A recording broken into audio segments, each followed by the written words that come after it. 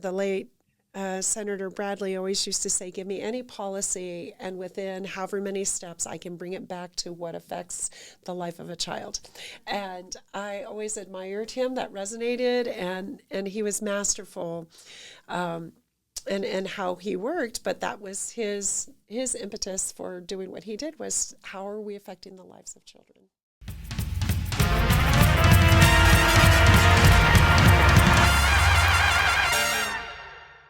Hey Wildcats, my name is Nicole Camacho, and you are currently listening to UAZ Podcast. I'm here with my colleague, Rebecca Ursula. Today we have a very lovely guest here with us, Stahl Hamilton. Thank you so much for coming on the podcast and inspiring students here at the U of A. So please, before we start with the questions, please introduce yourself, tell us what you do, and are you in any organizations? Are you a part of any organizations, or do you own one? Yeah, thank you. Yeah, it's great to be here. I'm getting ready to say, for the record, which is what we say, I'm State Representative Stephanie Stahl Hamilton, and I represent Legislative District 21 in the Arizona State House of Representatives. Legislative District 21 is this 2,100 square miles of this beautiful urban rural part of southern Arizona. I've got parts of 3 counties in my district. So Pima County, the center of Tucson, all the way down through the south part of the city. I hit I-19 and head all the way down into Cochise County, and my district stops at the international line. So I jog east along that international line, our southern border, and come up into Cochise County and grab Naco and Bisbee. So I've got, 4 ports of entry in the southern part of my district. And so I think that's the organization I belong to, is the Arizona State House of Representatives. I'm elected by the people to serve them at our state's capital. And thank you for having me here today. Yes. Before we started shooting and recording, you talked about how your first step into coming into this position was because of your own story, how your kids didn't have insurance. So what were some specific experience that made you realize that you should really step your foot into this position? Yeah, no, that is a good question. And it was a very slow roll for me. And it started in 2007 when my oldest child, I have 3 children, began kindergarten, and I showed up for my PTO meeting. This is what, moms do, right? This is what I thought moms did. And as a result of that first PTO meeting, I was asked to serve on the school site council. And at that time, the school site council determined how to allocate the monies each school had. And so we were making decisions of how to spend the school's money. And in 2008, the recession hit.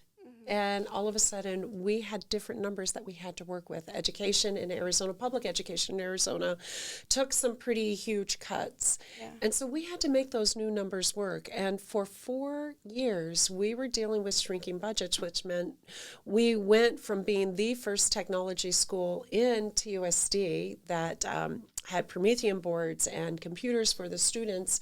We were, with the idea of training 21st century learners how to problem solve using technology, we went to having to cut our IT person. We went from having all the supplies that we needed to be a technology school to not having the resources and the technician to keep all of that technology running. And having to make those cuts every 4 years was a challenge, and it was hard. We had to say goodbye to our school librarian, right? Like, people who had served our community so well. And for years, we had to eliminate those positions and those programmings, which, it took a hit. So that was my children. And then by the time my oldest was in 5th grade, our school was put on the closure list.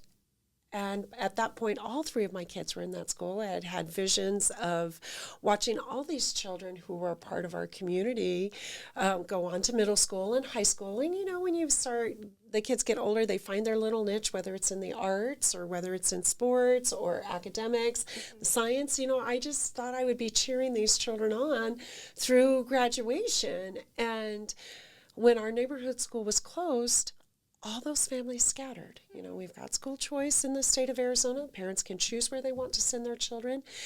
And everybody in our little community just scattered. And I had not realized how the school calendar drove the rhythms in my community. I never saw those families at the grocery store anymore, the bank, getting haircuts, right? Like when you're all on the same schedule with your kids to school, you show up in those spaces with the time that you have. And so that was one thing. And then the other piece was it was really hard for me to have health insurance, you know, to get quality, affordable health insurance for my children. We kind of fell right in between the cracks. We made too much to be on the state access program, but didn't make enough to afford the health care on the marketplace. And so, you know, I was looking around and you know, with our school, our neighborhood school being closed and my children struggling, I just thought, wow, if a family like mine with all the privileges that we have is struggling to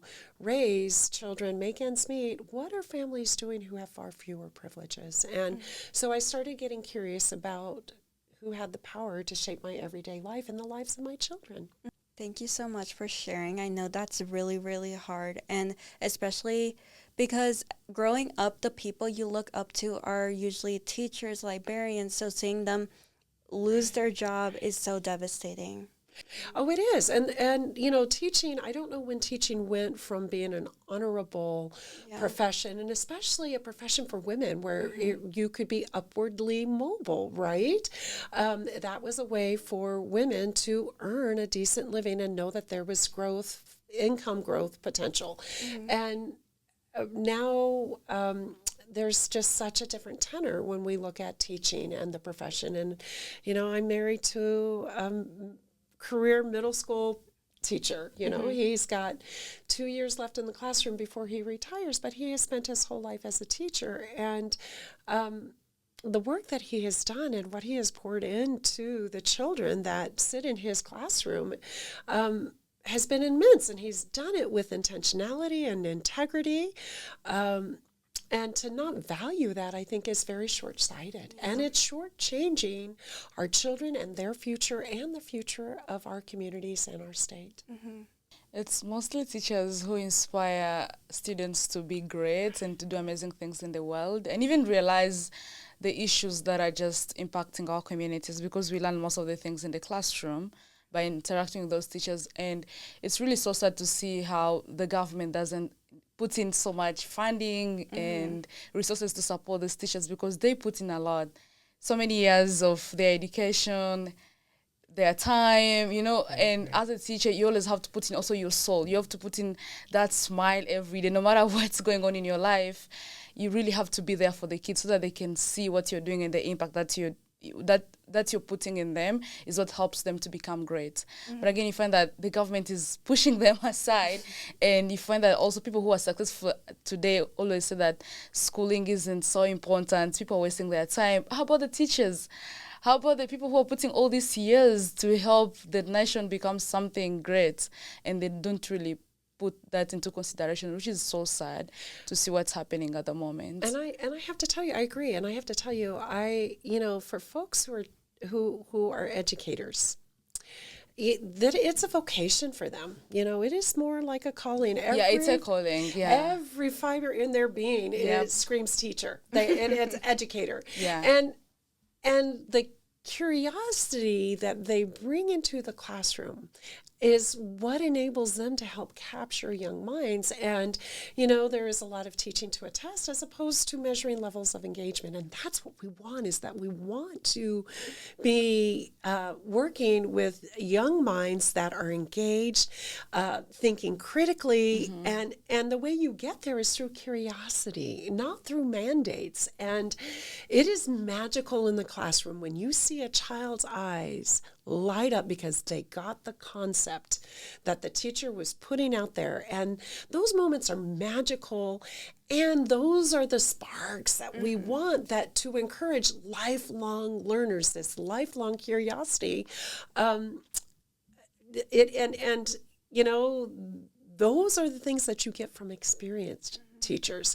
And right now, we're having a hard time retaining teachers because the climate, the environment, there is this narrative that is pitting parents against educators. And you're right, the government is coming in with a very heavy hand.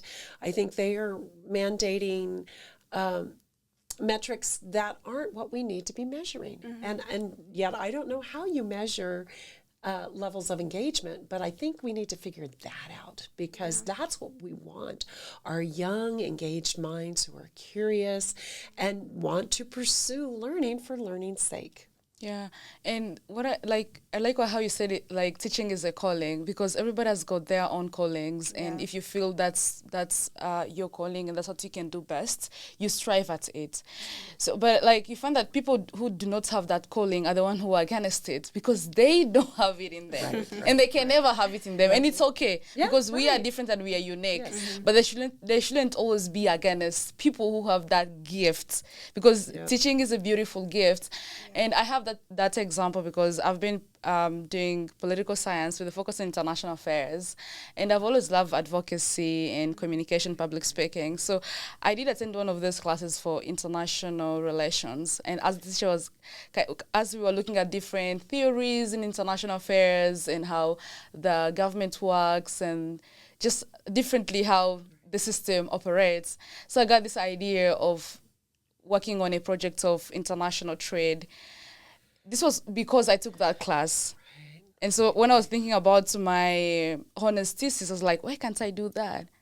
I got something new. I knew I wanted to do advocacy, and why can't I advocate in this issue of trade? Because I went to that class and I got a teacher who inspired me to do that. But it's really so sad because when I look like online on some shorts, I find like people who have got so much money are the one coming up and saying, oh, schooling is so useless. You're not supposed to be in school. But they forget that everybody has got different gifts. Right. So if your gift is in teaching, why can't you let the other people do what is best for them? Than being against the whole system. So what do you think are the most urgent changes at the moment with the system? I think it's multifaceted, right? I think there's lots of levels there, what we're having to deal with and the challenges, right? I had mentioned, I think there is this narrative that is pitting parents against teachers, which is unfortunate, because I think it is the community that puts forth the priorities. And I have always seen teachers as my partners. I don't know everything and could not. Yes, am I my child's first teacher? Absolutely, as a parent. Oh, yeah. And the things that early on we demanded of our kids were to be good people. Right? That those early social years are so important. When my kid was in preschool, I didn't care if he was learning his alphabet. I wanted him to know how to play nicely, be good and kind to other children, and stand up for himself when other children were not good and kind to him. I wanted him to have the social skills. And then when we got into K-12, I saw those teachers as my partners, because listen, I got a kid who is a photographer. Well, what do I know about photography, right? I got he's an artist. Yeah. I've got a kid who's a mechanical engineer. Trust me, I barely passed trigonometry in high school. I couldn't do all of the math, right? And I saw the teachers as my partners. The time that they spent with my children, I needed to make sure that my kids were learning to read so then they could read to learn as they got older. I needed to know that when they were in school, that they were doing what they needed to do in order to make it to the next level. And so for me, what I valued were the gifts that the teachers brought, but also this idea of thinking critically. I didn't want the teachers in the schools to have to worry about broken furniture because the state didn't have the money to fix, the reading table. Or my daughter for the longest time ran around with a computer that was held together with duct tape, because that was the only computer the school had to issue her. And, so I think we're combating this narrative that public schools are failing our children. We have set unreasonable standards, I believe, and we have set up an unequitable system because the metrics that we hold our public schools to, we are not holding our private schools to, or our home schools, right? And so we've got several different education systems set up with not the same accountability in place. Our public school teachers have to earn credentials and they have to keep up on their certifications. There's so much content they have to know, and they have to stay current in order to be entered into the classroom, to enter into a classroom to teach. We don't see those same requirements in the private sector. And yet, people in our state are asking for public dollars to be spent in the private sector, yet there's not the accountability. We don't know what our children are learning. And so there's an inequitable system that is in play, and it stems from this mindset that public schools are failing our students. And a lot of that is because we've got legislators making decisions who have no idea about education and what happens in a classroom because they haven't taken the time to set foot in, and they don't trust the people who are in charge. Mm-hmm. Sure. The other thing that I love about you is you did divinity for your master's or bachelor's program, which is really great. So how does that inspire you to do the work that you're doing currently? Because a few people who are in the politics did something related to religion in Christianity. Right. Yeah, no, it is interesting. That is, at the time when I was first elected, I was the only ordained person at the legislature. We've got a few more pastors that have found their way to the ledge. And I think for me, and one of the things I think it's important to distinguish myself is that I ran for office with grounded squarely in the separation of church and state. Mm-hmm. Now, I don't think we need to bring religion into the halls of government. However, I am trained and I have a theological lens that informs me and how I think and who I am. Mm-hmm. But I do not believe that we should be legislating religion. And some of that has found its way into the state capitol. Yeah. But the lens that shapes me, and it comes from, a background in Christianity, the sacred texts the texts that I read that I consider sacred. And this is what really just propelled me forward, are texts that really lift up children and lift up the most vulnerable in our society. And I take those texts to heart. Mm-hmm. And for me, my calling has always been to serve youth and children. And as I, was trying to raise a family in the state of Arizona, I was the executive director for a church camp that served children through the whole state of Arizona. The kids and the children that I worked with, what I was seeing was that the state, through its policies and through its funding priorities or lack thereof, were abandoning our children. Mm-hmm. And for me, as a person who comes with a theological lens that lifts up children and says that this is what's the most important and lifts up our vulnerable people, well, to me, the power resided at the state to make these decisions of who is the most vulnerable in our society and what are we doing to and for our children. That was when I started wrestling with all of that and putting it all together. I realized, those are the seats of power where I want to be, because those are the conversations I want to have. And so for me, it actually was my theological lens that caused me to step forward and to run for office. And I think that gives you a different length and a perspective because you see it from a deeper length, from the spiritual point of view. And the truth and the reality is that we live in the world that is both spiritually and physically at the same time. Right. I know some people don't realize that, but that's the truth. So when you bring those two things together and kind of sit in it in those two perspectives, you help and creates a very bright future for the young kids. And always the future is for those who are young, because they are the ones who are gonna be the next presidents, the next legislatures, the next teachers, doctors. Who do you want caring for your bodies, right? Yeah. So that's a very great way of doing politics in a way that you're looking at things in two perspectives, not just one. And it's my lens, and I own it, right? Yeah. And I make space. And I think you raise a really good point of saying that it is a physical and spiritual world. And most people, whether they ascribe to any one religion or multiple religions, most people understand that there is a spiritual side to our beings. And people have their own language for that and what that looks like. And so I have to own my lens, and I understand that, but I don't legislate it. I bring it to the table in my perspective, as many people bring their perspectives, and some perspectives I disagree with vehemently.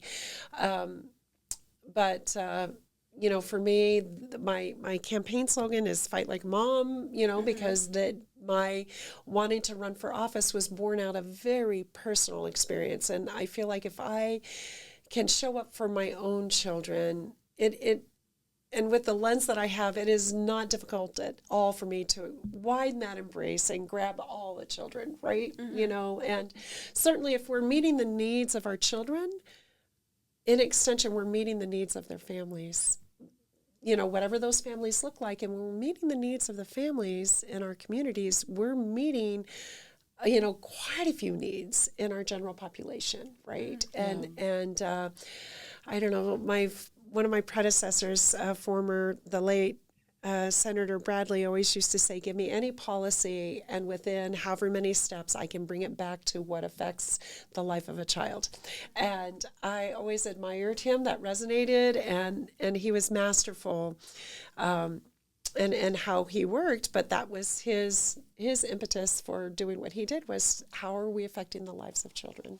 Yeah, and that's really very interesting way of thinking it, in a way that, because when you impact kids, you're directly impacting their families, because they go back to their homes, they go talk to their parents. I was that kind of a kid whereby if I go somewhere, I come back to my mama and tell her everything. everything. Right. So there is a way whatever I found outside impacted her, how she's going to react to it. If I was happy, she's also going to be happy. And if I was sad, she'll be like, oh, don't go back. Oh, she also changes the way she was thinking about whatever I was. So the way you impact the kids also directly impact their parents and the people they live with. Children at school, yes, yeah. Maybe that parent doesn't have to have that second or third job in order to pay for school lunches or to pay for school breakfast. Mm-hmm. If we are providing healthcare for our children, guess what?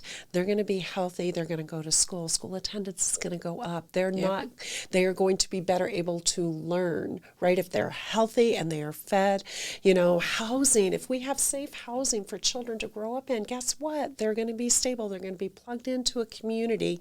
They're not going to be changing schools and have that level of disruption. So if we are doing things that impact the lives of children, we are impacting the lives of our community. And, I would like to think that we can all agree on wanting to do what's best for our kids, and that is one of the most important investments we make, and especially those of us who serve in the state legislature and are making these decisions for our children. And I'm taking a class, Poverty in Tucson. So I'm reading one of the articles because I'm doing one of the researches looking at the youth poverty in Tucson overall. And one thing that devastated me was I looked at an article that was saying there is a high rate of school dropouts of 8th graders. I was like, even in middle school? I didn't know that. It was really devastating to see that. And so I think the state as a whole has to do more of funding these public schools, putting in those resources, helping ensure that the teachers are well paid and catered for to help out these young kids, because this is our future generation. for the States. I'm always in search of guests for the podcast, and I came across Regina Romero's Instagram post, and you were with her at an event at Cholla High School. So, and then I was like, that's such an unfamiliar face. So I started going through more research, and then I fell in love with your slogan, and that's when I was like, yeah, we need her on the podcast. So what was your thought process with your slogan? You know, it just, well, I'll say this and then I'm going to explain it. Okay. It just sort of happened. Okay. So, you know, it was a slow roll for me. Mm-hmm. You know, I started realizing things when my oldest first went to kindergarten. So my oldest was 5. He turned 6 in October. And my youngest, my daughter, was 3 months old when her oldest brother started elementary. And then my middle boy was 2.5 at the time. And so when our school was put on the closure list, I think that at that point I was a lot more engaged. I was a lot more involved. I had been working for the camp for a little bit. We had finally, through the camp, I was able to get health insurance for my kids. But, you know, it was pretty tumultuous, and it was devastating when they closed our neighborhood school, and they closed my husband's school at the same board meeting. So within one evening, I had my husband and all 3 of my kids lost their schools, and we had to find new schools. So, yeah. But that was early on. And then working for the camp, I worked for the camp from 2009 until 2015. And just encountering, you know, all of the children that would come to the camp throughout the state, I was just paying attention. It was very much a slow roll, but what really kicked it into high gear was in 2017 when the state legislature passed the universal voucher expansion by 1 vote, and Governor Ducey signed it into law. A group of women got together and formed Save Our Schools, and they started a referendum to recall that. And so in 2017, that's when I stepped fully into, I'm going to go to work for these kids. And I had joined some advocacy groups, like I knew that I needed to, and so we got out there and collected signatures. We got it on the ballot. In 2018, Save Our Schools hired me to be the regional lead for all of Southern Arizona. And it was during then that I would introduce myself at events and to establish credibility. I'm a wife of a middle school teacher. I am the mom of 3 children, and knew all kinds of things about school funding. And so around Tucson, I got a lot of exposure, and people would come up to me and say, you know, they would say, we didn't know who you were. And somebody would say, well, she's just a mom. She's a mom. She's a mom. You know? and folks would come up to me and say, we really hope that you plan on running for office. Well, at that point, I was fairly certain I would, but it was that whole idea of a mom. And so my team, when I first got started, I started as an exploratory candidate, and we were trying to get, you know, the website. My team was young 20-somethings because I am technologically ignorant. And so my team and one of my team members went through, this is happening in Arizona, this, and it's going to take a mom to straighten it out. And then he captured it, Fight Like a Mom. And it just stuck. But that was how I came onto the scene as a mom who was fighting hard for our public schools. And so I can't take credit for it being my slogan, but as we were stepping through how to present me, you know, it was like midnight, you know, we were up, you know, one of those late night brainstorms, you know how it goes, and Fight Like a Mom. And I was like, God, I don't like the word fight. It's kind of violent. And we tried, you know, we played around with it. And I was like, no, man, Fight Like Mom just says it. So that's how it came about. I love it because it's so original. Other politicians do not have slogans, or when they do, it's like just something you can find online. So it's visual. Like when we think about a mom, and especially when you say fight, you think about those mama bears, right? Yeah. Like, don't get in between a mama and her children. We will move mountains to make life okay for our kids. Yeah. So you explained how campaigning is turning more like technological. So how are you kind of adapting that? Are you posting more on social media, or are you kind of? I did. I had to really get going, but you know, I had quite a bit on Twitter, but I had to get rid of Twitter. There was just, you cannot monitor it or put in safety measures like you can with Instagram. With Facebook, you can put filters in so that certain things don't show up on your, as elected officials, anything that we put out publicly has to be public. We can't block people. That's because we're, it has to be transparent and open to the public. And so and politicians do, but I don't, because technically we're not supposed to, and we have to make things public. So, and I've been somewhat quiet as of late, just with all of the political unrest and a lot of the violence, the assassination that happened in June to the speaker in Minnesota, and then just, locally, I think some of us have bigger targets on our back. And so I've been really quiet. In fact, I worked very hard not to name my children online, fighting like a mom. My family had a strong part of my social media presence, with agreements, right? Like I ask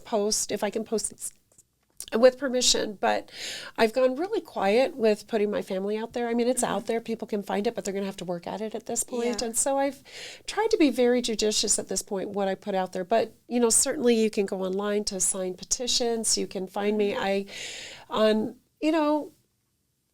have a Friday pondering that I put out on Fridays that gets posted and gets through my email list. And it's not every Friday, it certainly has to be inspired. And usually that's just stuff that I'm chewing on, that I see, that I just kind of want to weigh in on.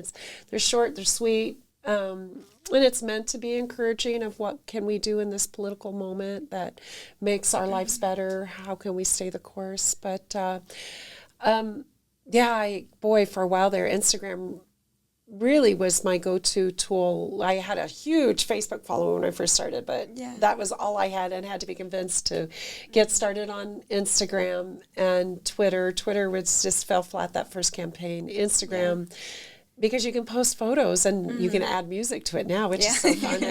And, I even this year dipped my toes into the water of TikTok. Yes. So I've done a little bit with TikToks. I've got somebody pushing me to make my Friday ponderings into TikToks. I don't know if I'm ready to go there just yet. But so yes, social media absolutely is an incredible tool.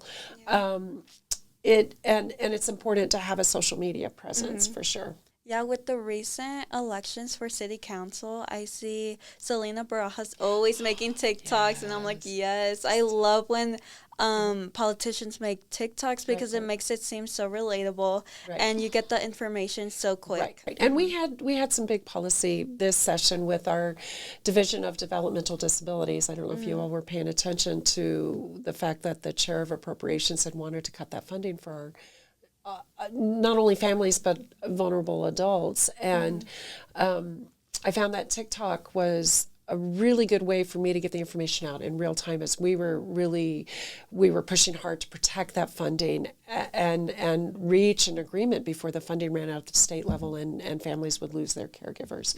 And TikTok, I have just a couple on there, but boy, those, I thought, oh my gosh, I got to get to this, and you can record in the moment and it blasts out, and more I'm finding more and more people are, looking to TikTok for their information as well. So how can students themselves get involved with politics or policies here in Tucson? I love that question. There's so many ways. Well, first of all, let me, there are groups at the university, right? That are spaces to think about politics and to be political. I think that, early on I talked about levels of engagement. You know what's going on. Just, everybody's got an opinion about something. And your opinions matter, because if you are engaged and if you are paying attention, reading, looking, listening, watching, you're thinking critically. And so I think grab one headline and dig in. The other thing is showing up.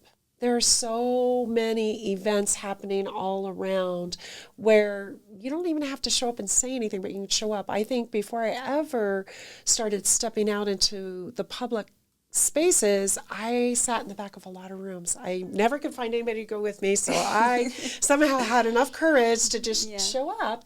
And it was just enough for me to be in the room, to be in the back, to be listening. And eventually I found the courage to start speaking out. And when I started speaking out, people started listening. You can write op-eds, right? Mm-hmm. That's an easy way of sharing or voicing an opinion. There was a group from the U of A, an environmental group, that saw something on the TOSD school board calendar, and they formed a group. They had signs, they had speakers, they crafted out all their talking points, and they went and spoke at the call to the audience. I think what most students need to realize, and it was welcomed. I came in, it was some environmental stuff that I've worked on, and I was so pleased that the students were there.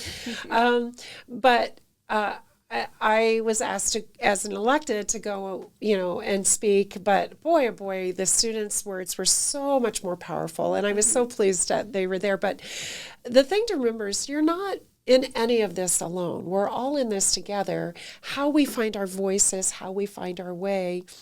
If you are curious and you're looking, somebody else is. So always extend an invitation. Bring somebody with you. The lowest level, the bare minimum of being involved politically is voting, right? Yeah. And one of the biggest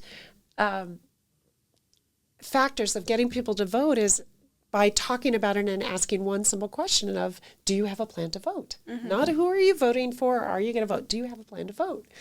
And just asking somebody about their plan to vote, they are more likely to actually go and vote, to be engaged. Most people get overwhelmed, and politics right now is pretty messy. It's chaotic, and it's hard to know where to even begin.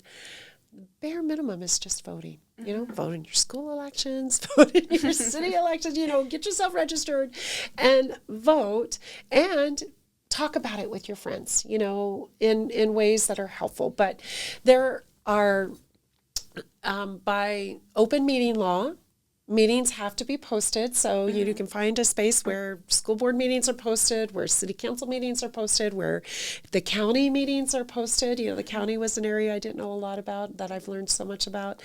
And you can show up, and if it's something that you're interested in, you do your research, you can speak at the call to the audience, or you can just show up.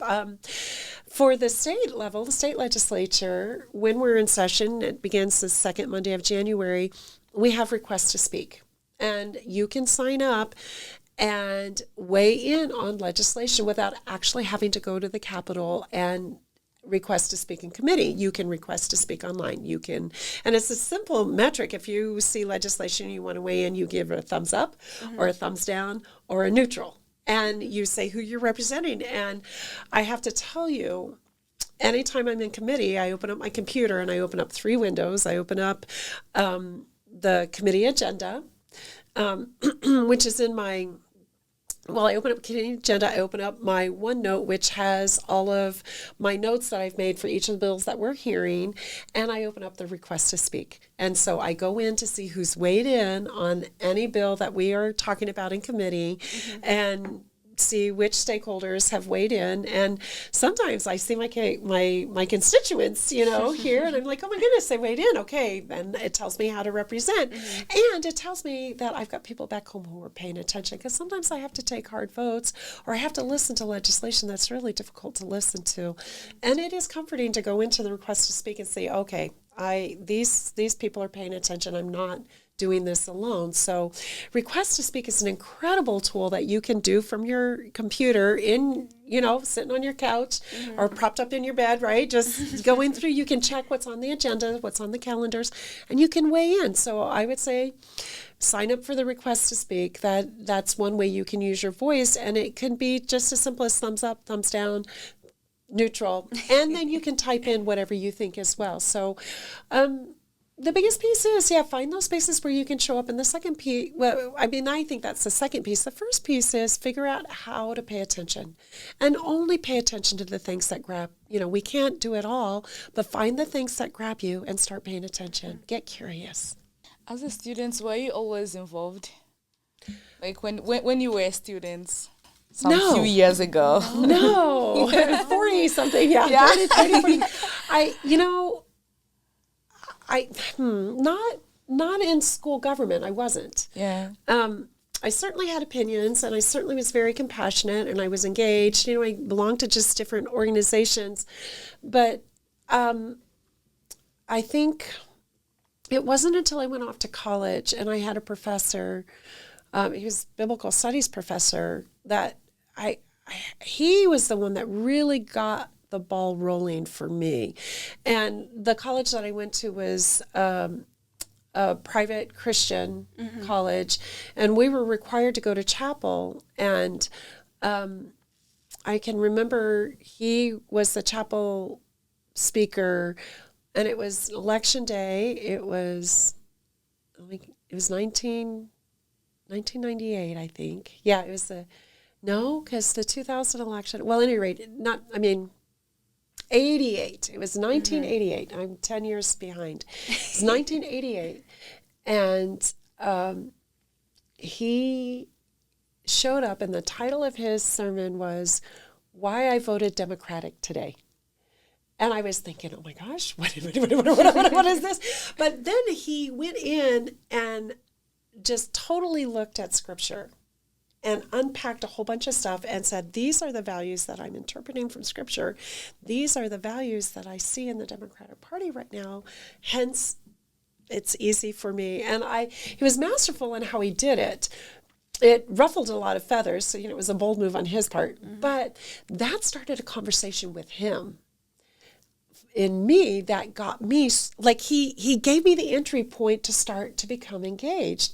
And after that, absolutely. So that I was, midway through college, and after college, I stayed and lived in Boston, and I had a group of friends who, all of us had been raised in evangelical churches, and all of us were really coming into our own, starting to think politically. So it really started after school for me. I mean, the seed was planted. Talk about teachers. The seed was planted. And, my last Friday pondering, that professor actually just sent me, he said, oh, what a lovely thing, good luck to you in your pursuits. It was really sweet. I just heard from him.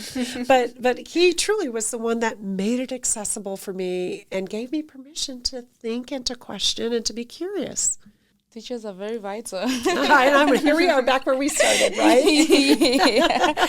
So are there any strong oppositions that you faced throughout your advocacy journey in education, mostly when it comes to TUSD schools, when you were advocating for the family curriculum? Right. Yes, there was. And, thank you for that question. Yeah, that was some of my early work. I got appointed to that Family Life Curriculum Committee, and I was appointed as their faith-based person, right?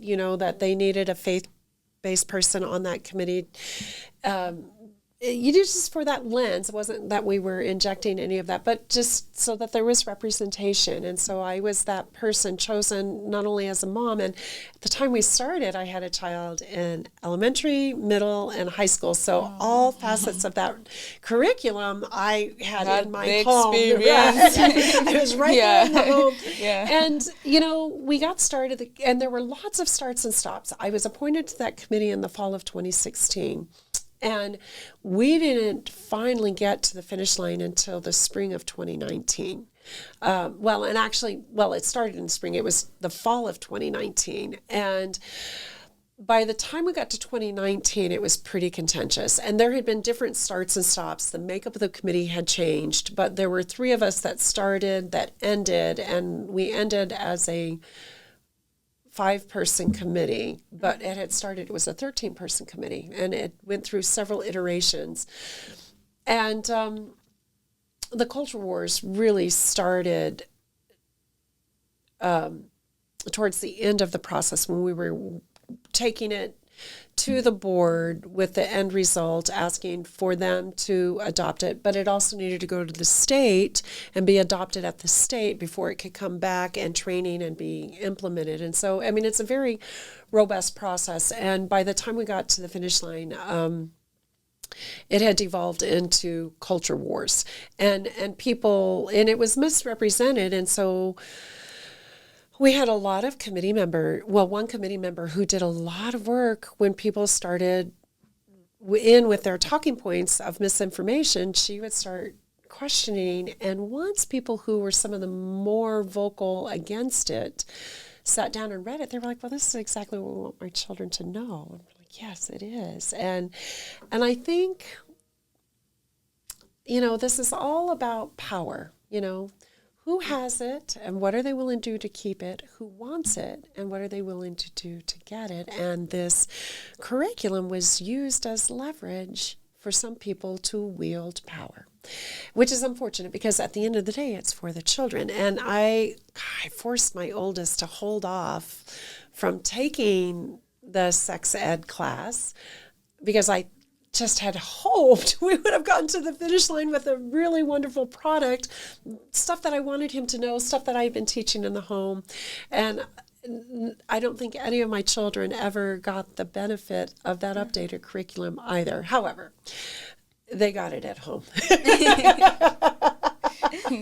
But that was, there was some difficult moments within the community, and those meetings were really, the public meetings were really painful to sit through because there was a lot of misinformation, there was a lot of hate, and a lot of fear mongering, and parents.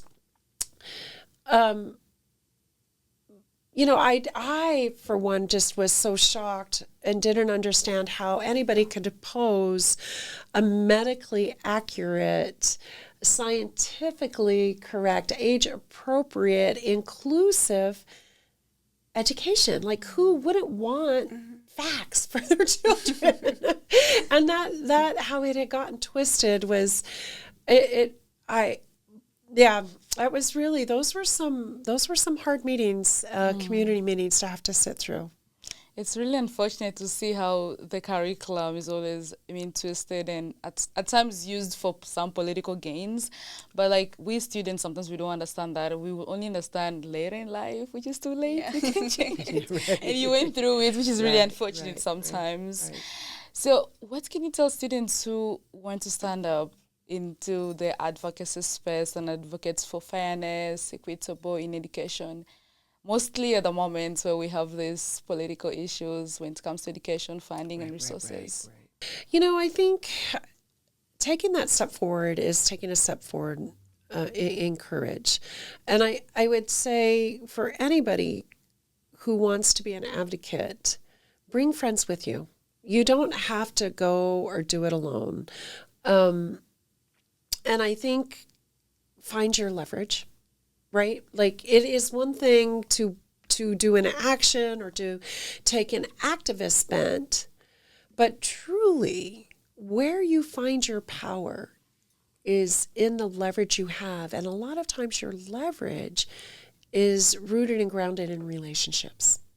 So I think, you need to do your power mapping in any given situation. Who holds the power? And from there, the person holding power, who are they influenced by? And how do you get to that person, group, agency, organization? Where do you find your influence to get in front of them in order, to influence the person who holds the power? Now, 2 sessions ago when the Arizona Supreme Court ruled that we should be following and this will perhaps be controversial, but this is, for example, the 1864 abortion ban, which pretty much criminalized medical providers and it was a near total ban for anyone seeking abortion.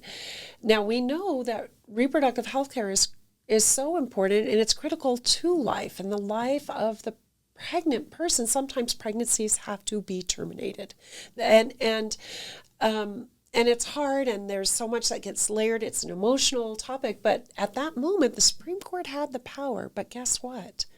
The will of the people was so much greater, and the people in the state of Arizona roared, and that had the effect of my colleagues across the aisle.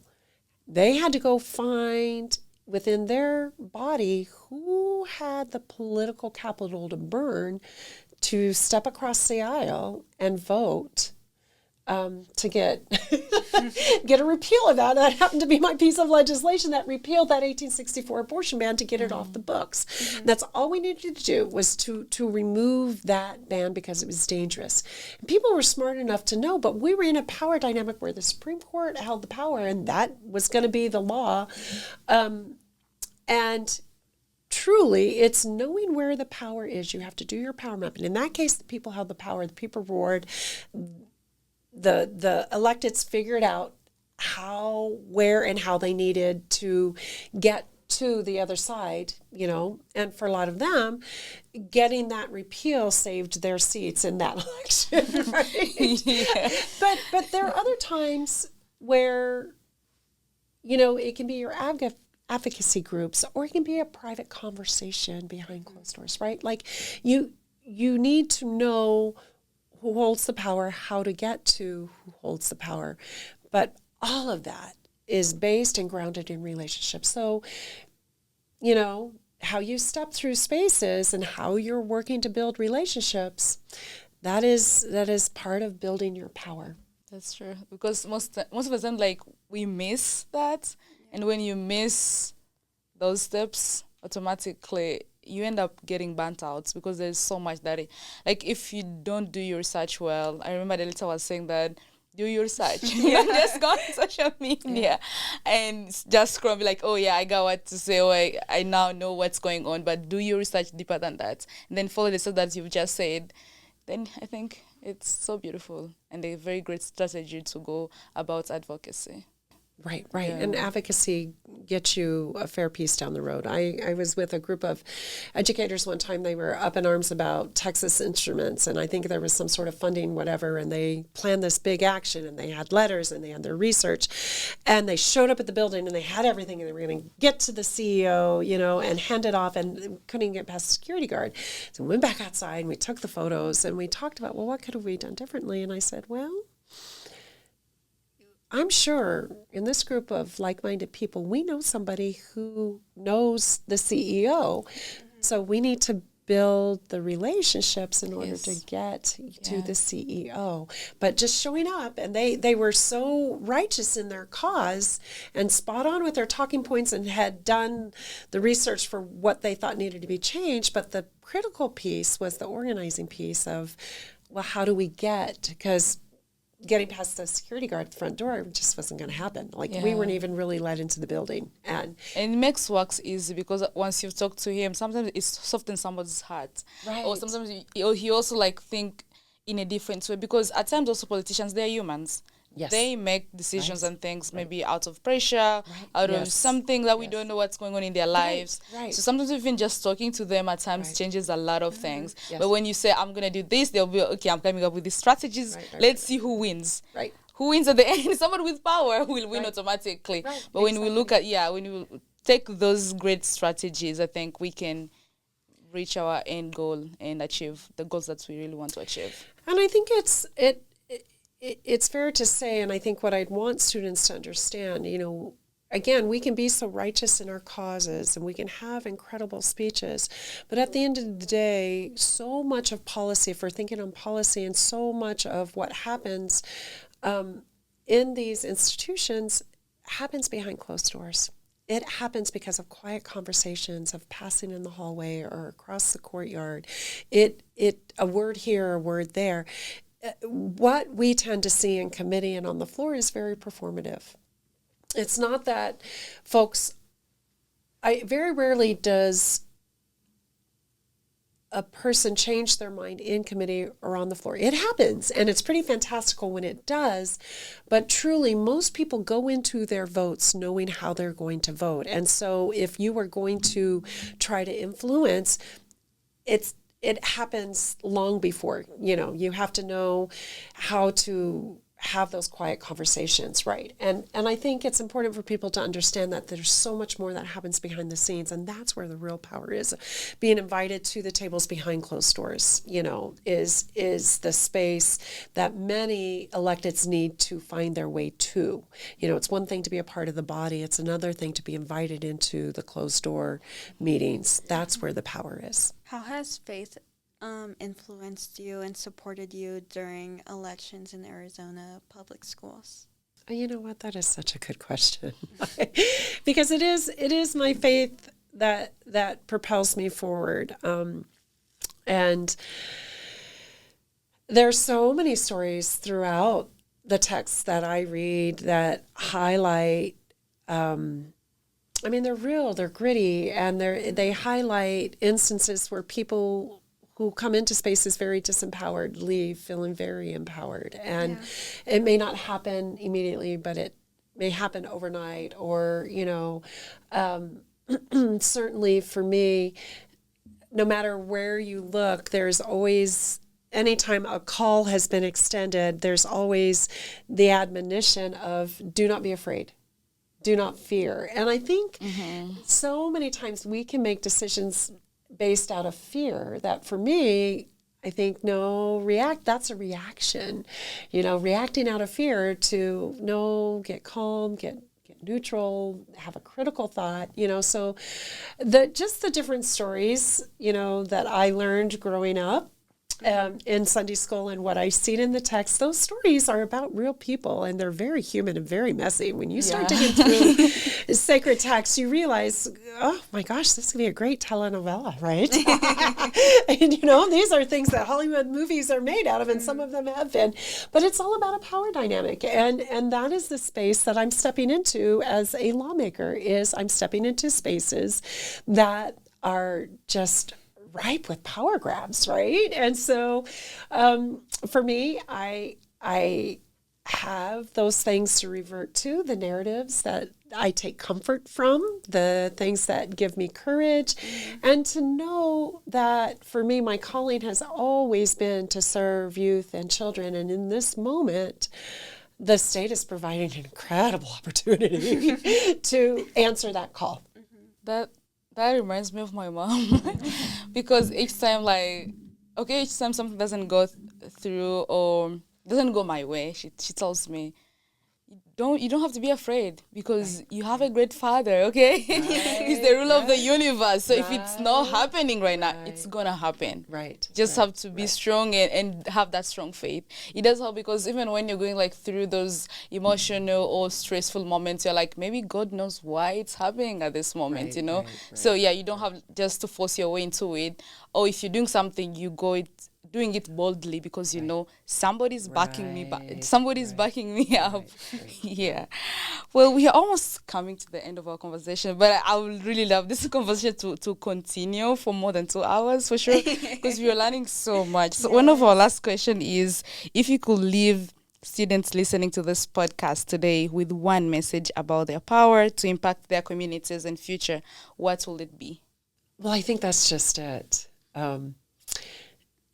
For every elected official, it takes thousands of people to elect them. There are far more of you all than there are of us. And